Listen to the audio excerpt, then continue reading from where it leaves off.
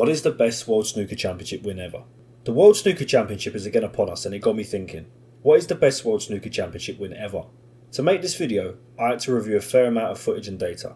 So for the purposes of simplicity, everything before the 1982 World Championship will be classed as the old era, with everything from 1982 onwards the modern era. This is because 1982 was the year that the current format of the World Championship was first adopted. If you like this kind of content and want to see me make more videos like this, please like and subscribe. Pre-1982. The first professional World Championship was held in 1927 and was won by the legendary Joe Davis. Joe won 3 matches between December 1926 and May 1927. I think it's hard to put into words for those who are unaware of this period just how much better Joe Davis was than his peers in those days. Davis made the first ratified professional century and the maximum 147 break and won 15 world titles between 1927 and his final win in 1946. After winning the 15th world title, Joe Davis said, "It has been a great strain. Over the match, I lost over 5 pounds in weight." Davis won this match 78-67, a true marathon. In 1952, Australian Horace Lindrum won the World Snooker Championship. Nothing really extraordinary happened during the process of this tournament, except one thing. Lindrum set the record for the largest winning margin in a world final by beating New Zealand's Clark McConaughey 94-49, a winning margin of 45 frames. And then in 1977, the World Championship moved to its current home, the legendary cauldron that is the Crucible Theatre in Sheffield. It would be wrong of me not to mention the first ever Crucible winner, John Spencer. The issue with this era in terms of awarding the best World Championship victory is that the snooker was almost unrecognisable from today's game. Matches were played over weeks and months, almost like a cricket test match. Break building was in its infancy, and to compare Joe Davis's 15 world title wins to Stephen Hendry or Ronnie O'Sullivan's 7 would be unfair. It's just a completely different sport in a completely different set of circumstances. So let's move on to the modern era, 1982 and beyond, and break down this video into categories. Frames conceded. The first barometer for the greatest world title win should surely be the least frames conceded. In the 1982 World Championship, the victorious Alex Higgins conceded 57 frames over 5 matches at the Crucible. In actual fact, this is one of the highest number of frames conceded for a champion in the modern era. The winner of this category is the Nugget, Steve Davis, who conceded just 23 frames across the 5 matches en route to winning his 6th world title in 1989. He also beat John Parrott 18-3 in the final, a winning margin which is a record which still stands today for the modern era. Centuries scored. Another measure we can use is the most centuries scored by a world champion. The record for the most centuries during a World Championship campaign is 16, set by Stephen Hendry in 2002 and equalled by Mark Williams 20 years later. However, neither Hendry in 2002 or Williams in 22 actually won that year's event, so the record for the most centuries scored by the actual victor of a tournament is Ronnie O'Sullivan's 15 centuries in the 2022 World Championship. Would we expect anyone else other than the Rocket to have this record though, really? The most physically difficult. You might be wondering, what on earth could this category mean, or how could one world title be more physically demanding than another? Well, Stephen Hendry will know. During the Scots' 13-2 demolition of Dave Harold in the 1994 World Championship, he had returned to his hotel from a restaurant and slipped on a bit of carpet, using his left arm to break the fall. Consequently, Hendry fractured his arm near his elbow and completed the rest of the tournament in considerable pain. Hendry would go on to beat Jimmy White 18-17 in the final to win his 4th world title. It's actually remarkable when you think of what was at stake. The most viewed. Any snooker fan will know about the famous black ball final of 1985 between Steve Davis and Dennis Taylor. Davis led 8-0 during the first day's play, but Taylor rallied and the match went into a final frame decider at 17-all. 18.5 million people tuned in to watch Taylor sink the final black and win 18-17, defeating the huge pre-tournament favourite, Davis. The match remains one of the most viewed sporting events in British television history. Most sessions to spare. When doing my research for this category, for some reason I was almost certain that either Stephen Hendry or Ronnie O'Sullivan would hold this record. But the snooker aficionados and eagle-eyed of you will realise that it can't be so. It can only be one man, Steve Davis in 1989. As previously discussed, Davis holds the records during this tournament for the least frames conceded, the most sessions to spare, and the biggest winning final margin. The eye test. Now for the controversial bit. I've watched a lot of snooker in my life, but unfortunately I wasn't around in the 1980s and 90s to watch those tournaments firsthand. I can only go off footage I've watched since.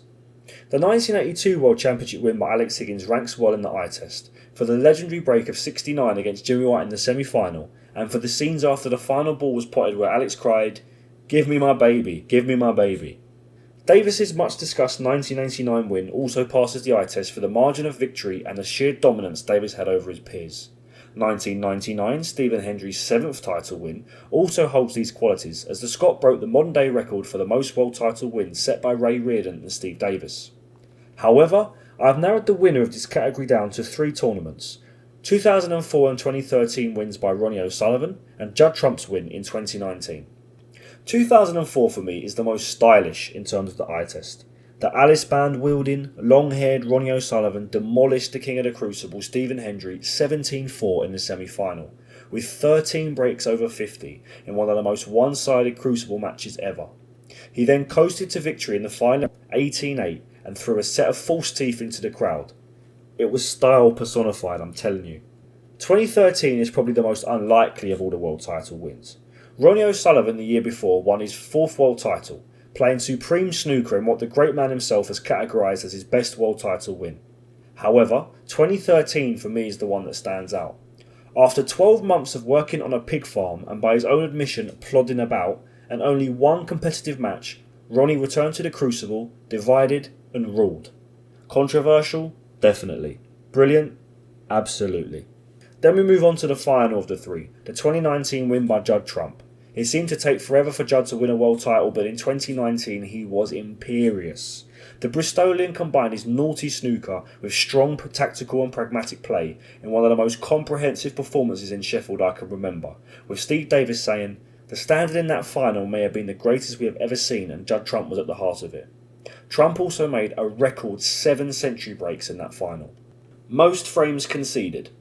I thought I'd also include this category because we could argue that losing the most frames and still winning is the hardest of all world title wins. Alex Higgins' 57 frames lost during the 1982 world title win stood as a record for 41 years until it was beaten by Belgian Luca Brissell in the 2023 World Championship.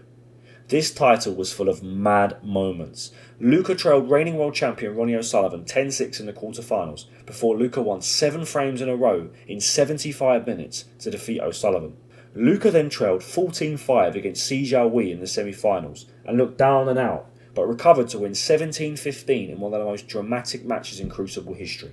Luca led 15-10 against Mark Selby in the final and looked to have one hand on the trophy, before the jester from Leicester responded and recovered to trail just 16-15.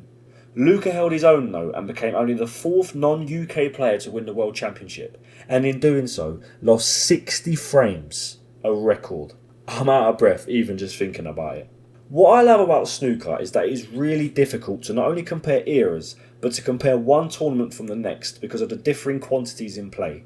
One snooker break is never identical to another, and the amount of possibilities that can happen during a match will never cease to amaze you.